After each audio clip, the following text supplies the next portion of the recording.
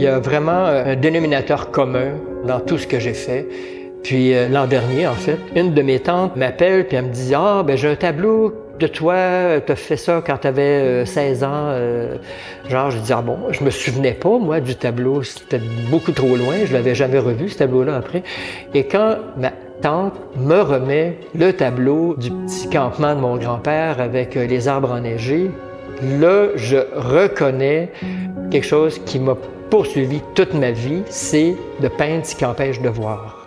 Et donc, le thème de l'éclipse, qui est le titre de l'expo actuelle, était déjà présent, disons. Ce qui empêchait de voir le campement, c'était les arbres enneigés, et je trouvais que c'était plus intéressant que la cabane.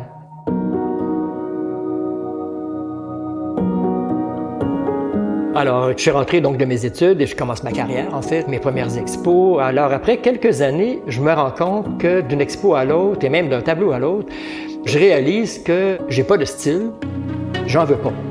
Donc, si on regarde les rideaux avec le tableau qui s'appelle On a Clear Day, très, très différent comme technique. Dans un cas, le brossage est beaucoup plus comme si l'image était floue, hors foyer, alors que dans d'autres cas, c'est extrêmement précis. J'ai toujours tenu à ce que la palette technique soit la plus vaste possible.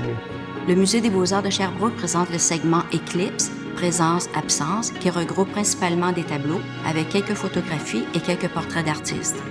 La Galerie Antoine Sirois de l'Université de Sherbrooke présente le volet Éclipse, ombre et lumière, qui regroupe principalement des photographies en noir et blanc avec quelques tableaux et une rétrospective des portraits d'artistes. Le titre de l'exposition, c'est vraiment la clé de lecture du projet.